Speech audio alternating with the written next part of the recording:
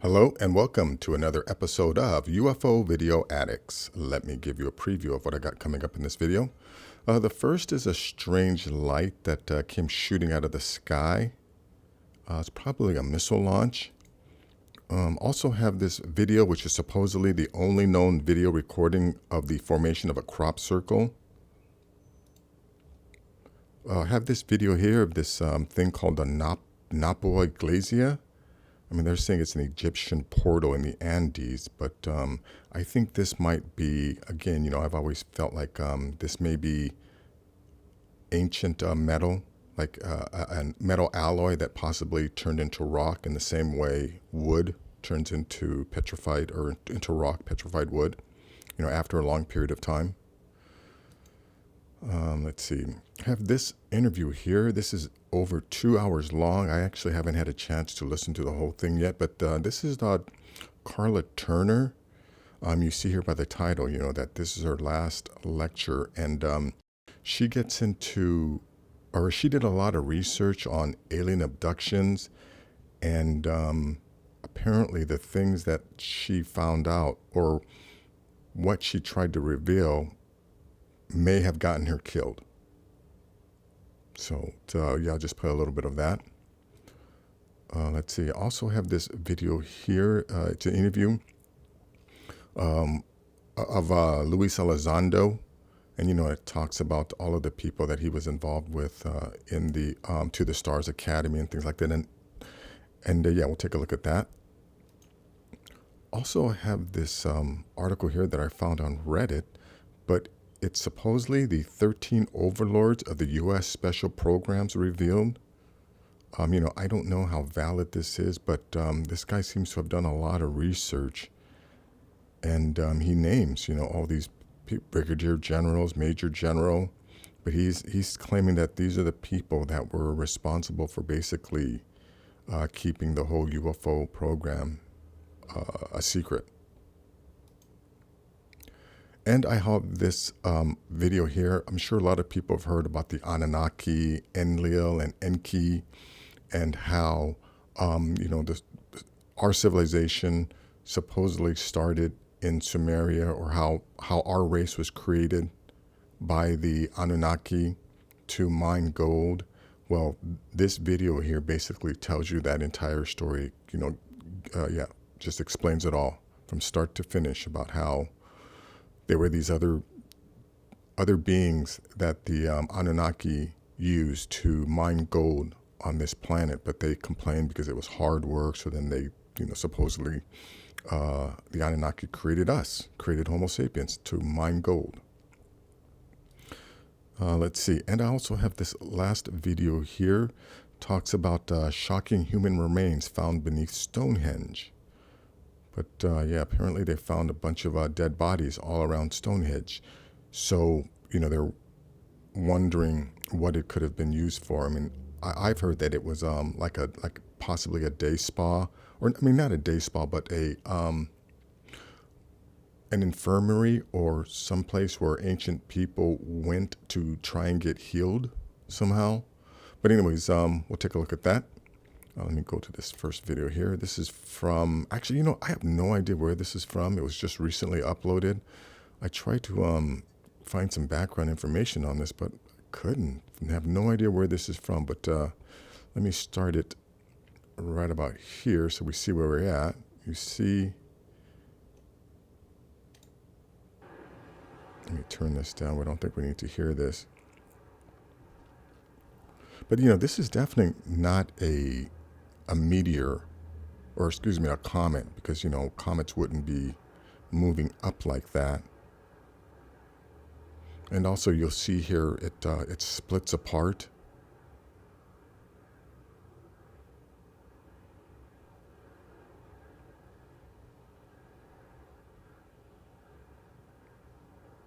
And you can still see the thing moving, but pretty soon it's going to split into two.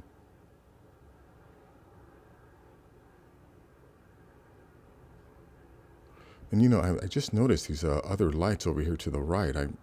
I don't know what that is. But see now, yeah, this part here, this may be like a booster rocket separating from the main. So, I thought that maybe this was a missile launch. Because, and another thing is I have seen missile launches before, that I was positive was a missile launch because they announced it as a missile launch. And this is kind of what it looked like. Like, I can't play this whole thing, but essentially, this thing just keeps going, and then it burns out. I don't know. Well, actually, I don't know if it burns out or if it just goes so high in the atmosphere that we don't see anymore, but this eventually just keeps falling. So, yeah, there is really no context to this, but I think it may be a missile launch. Do not know, but I will leave a link in the description. This one here, only known video recording of the formation of a crop circle, including visible UFOs, was taken in 1996. Now, okay, it's only 1:47, so I can definitely play all of this. From this height, Oliver's Castle, one of the most often debated observations was made early one morning in 1996. A young man who had spent the night here and had brought a video camera with him was woken during early dawn by a humming sound.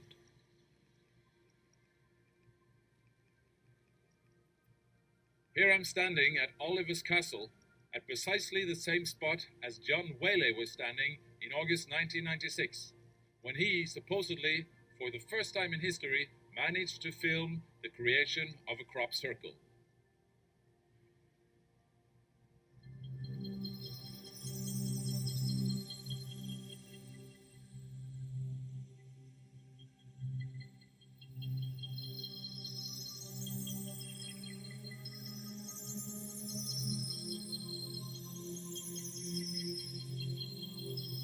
That the crop circle was not here on the previous day but had appeared on the following morning was a fact. That John Whaley was here at dawn could be confirmed by a military patrol that happened to be jogging by at the time. John went to the local pub later that same day and showed his film to the people there. Even so, many believe that he had managed to manipulate the film with computer animation in the meantime, something that computer animation experts doubt. To overlay a perfect animation over a handheld, unstable film would need several days of work using the computer equipment of that time. Even today, the film is still a great mystery, and John has gone underground due to the intense interest that his film created.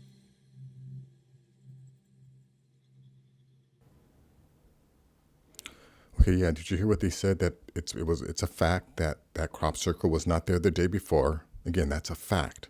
And it's a fact that that dude was on the hill because a couple military guys passed him. And then, it's a fact that he showed people the video on the day it happened. So as someone who edits videos, yet I can look at that video and tell that that's nothing, that wasn't two separate videos, or there was no animation layered on top of another piece of video. That video is authentic, whether you want to believe it or not. So, yeah, I think that's an actual recording of crop circles being made. So anyways, let me go on to this next video here. Let me play a little bit of this here.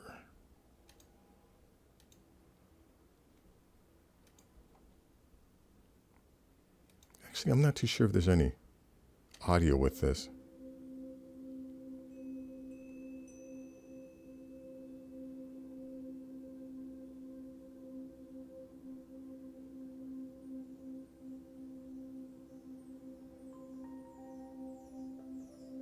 I could definitely see prehistoric man building something like that, being able to drag the stones from a distance.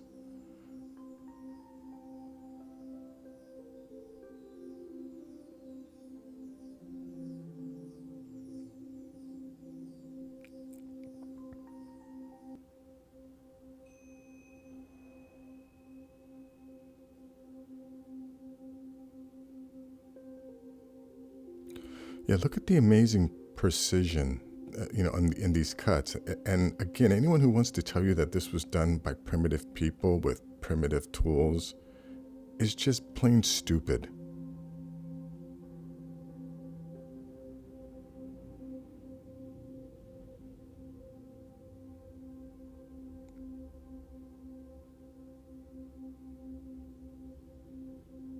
Yeah, I think that the cultures, like the Incas and the Aztecs, I think they came upon, these structures. They were already here thousands, if not millions of years before, modern human arrived. Yeah, these were here much longer than we've been in existence. But I believe things like this, as I mean, if they didn't specifically cut this out, I think that things like this could possibly have been metal alloy millions of years ago, some type of metal alloy of years ago, and after a while, it turned to stone. But it also says that these people try to dynamite this. But I don't know. There's not a lot of audio with this. It's just music and the text. So you have to watch the whole thing. It's 10 minutes long, but I'll leave a link in the description. Yeah, this video here, is it Dr. Karla Turner? I'm not too sure if she's a doctor, but she did a lot of research on human abductions or people being abducted by aliens, and she went around giving talks, and the rumor is that she was killed because of what she was revealing. But let's hear what she has to say here. In the abduction phenomenon. I need to say as a preface to that it is a basic fact in my mind, a fact, not a theory, that the entities have a very physically oriented agenda in their dealing with humans. Now, it would be wonderful for me, and I know it would be wonderful for all of us, if we could feel that the aliens' interest in us was intellectual or spiritual only. But the nature of many of their pervasive physical procedures points clearly to physical goals. And without getting into a litany of the procedures that are reported routinely that seem to have little or nothing to do with either a spiritual agenda or a crossbreeding program, I want to touch upon two of these because their implications to me are much more important than any of the other procedures involved in this phenomenon. And the first of those is cloning. Is there anyone here who has heard of reports about cloned human bodies? Anybody at all? Great. Okay, so this is not just the first time you've heard this material. And I was fortunate enough last month to share some time with Linda Howe at the Ozark Conference, where she speaks every year and where I frequently speak. And she has confirmed from her own work similar material to what I'm going to share with you today. So some of you probably know Linda Howe where you don't know me, and I can say I've got at least a little bit of authority in my corner on this. Again, to talk about my introduction to the cloning side of this material emerged from the work I did with Ted Rice the first time. And since then, there have been plenty of other cases where I've been able to corroborate similar reports. In fact, in Taken, 2 of the women of the 8 whose stories are in Taken have been shown copies of their bodies, and we'll talk about that in just a moment. Well, yeah, she gets into a person who somehow, I think that their spirit somehow left their body and they were able to watch themselves being autopsied or something. Yeah, I'm not too sure what was going on there, but one thing that she did say, when I first started this, is that these aren't theories that she is revealing. These are facts that are based on the research that she has done. And like she also said, a lot of the research that she has done was also done by Linda Moulton Howe. And she says they basically came to the same conclusions or looked at the same data. Yeah, I think she stumbled into this cloning program, and I don't think that I don't think that information is ready to be revealed yet. But anyways, I have not had a chance to listen to the whole thing. I've only listened to maybe 30 minutes of it, but I'm gonna finish listening to the rest. But I'll leave a link in the description. So if you're interested and you have 2 hours and 43 minutes, definitely take a listen to this.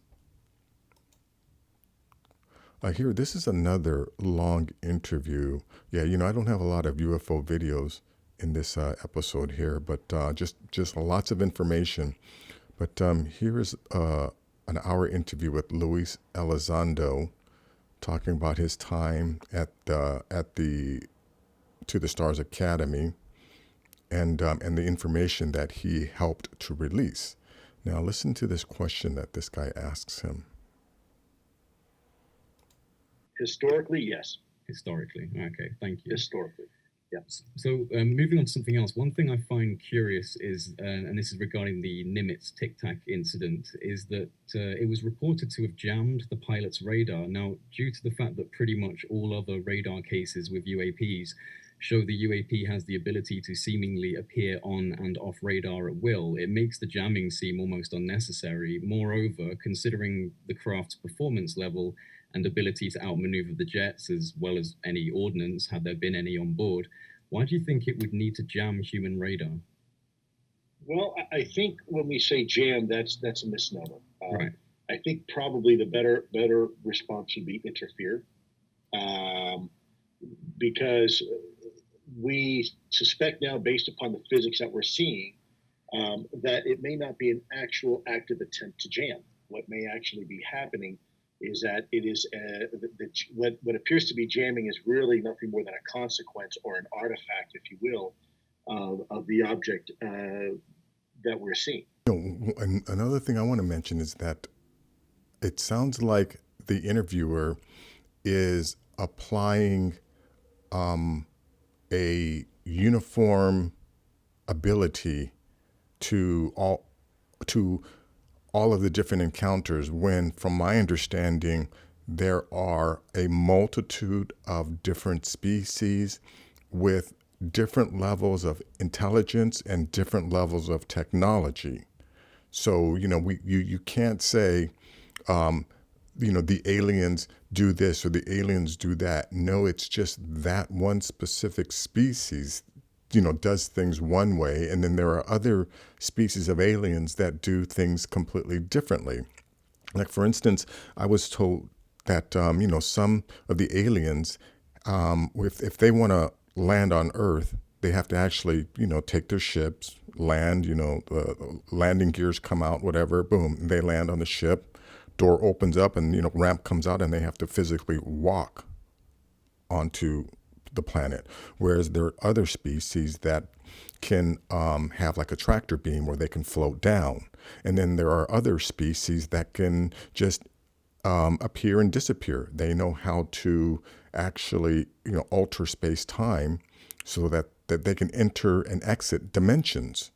So again, you cannot just say the aliens do this or the aliens do that, because in the same way, like within a culture, there are individuals, and within a country, there are different cultures or different races. It's the same thing, and with the aliens, they don't all have the same agenda.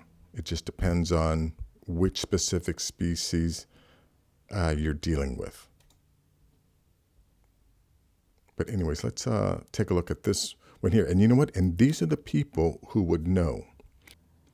Yeah, I don't want to read this whole thing because it's long, but according to this guy, Trees with Wisdom, he did all this research. 13 overlords of the U.S. Special Program revealed. 13 overlords of the UFO Special Program revealed. The following is a list of many of the directors of special programs for OUSDAT, Office of the Undersecretary for Defense, Acquisition and Technology plus Logistics.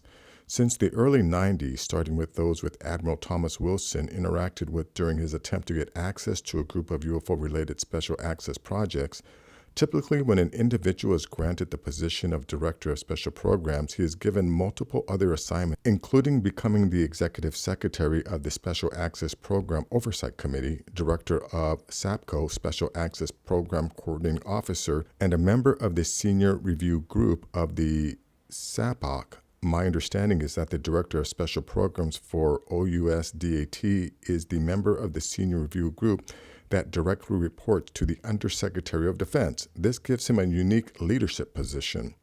But anyways, yeah, like I said, this goes on, and it lists all of the individuals that that were the directors, the 13 overlords. If you are one of the overlords and are reading this post, please if you are one of the overlords and are reading this post, please act to expose this 70-plus year-long cover-up of vital truth every human has a fundamental right to know.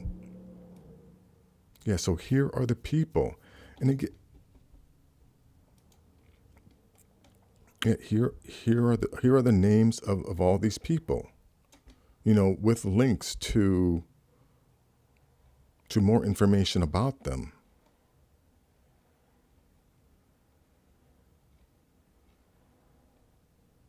But yeah, it cannot be denied at this point that our government has been lying to us. But this notion of disclosure, I'm pretty sure I could most likely find more information than, what's ever going to be revealed to the public in an official disclosure, which again, I don't believe it's going to happen. There are too many legal implications for that to occur. But it's stuff like this. I'm part of disclosure, right? Every day I make these videos, and I try to disclose more and more information. So I'm part of the little d disclosure, but I don't think there's going to be a big D disclosure. But anyways, I'll leave a link to this article here in the description. Let me go on to this next one here. And like I said, this here is basically the story of the Anunnaki and Enlil and Enki. If people have been paying attention, they might have heard traces of those stories. But, apparently the Anunnaki came to this planet to mine, and they had these people called the Igigi who were, digging in the earth. And apparently the Igigi didn't like the back-breaking work, and so they revolted, and then they got the Anunnaki to take a primate species that was already here on the planet, or I don't know if it was a primate, it might have been a hominid, one of the early hominids, but then they altered the DNA of the hominid and made us. Or they eventually came to us, because if you look at all the other models, all the other species, Homo habilis, I think those were all like test models until they got to Cro-Magnon or Neanderthals. But here, let me play a little bit of this. The Anunnaki set us to work for them. Hard and long has been our labor. Our backs are bent and our bodies are weary. We have had enough. And so we bring battle to the gates of the Ikur. We will fight for our freedom. Nusku went back to Elil and told him what the Igigi had said. Elil wept when he heard the plight of the Igigi. "O Father Anu," he said, "can nothing be done to help my children? Can nothing be done to ease their burdens?" Anu summoned together the council of the Anunnaki that they might discover what ought to be done about the plight of the Igigi. Enki spoke before the council, saying, "Yes, we ought to help the Igigi. Truly, we gave them a burden that is too heavy for them. I know what we ought to do. We should create human beings. We should create them and give the labor of the Igigi to them." Enki turned to Mami, the mother goddess, and said, "Oh, Mami, could you create human beings? Could you make them so that we might give to them the labor of the Igigi?" But Mami replied, "This is not for me to do. You must be the one to create the humans. But if you give me clay, I will shape them." "Very well," said Enki.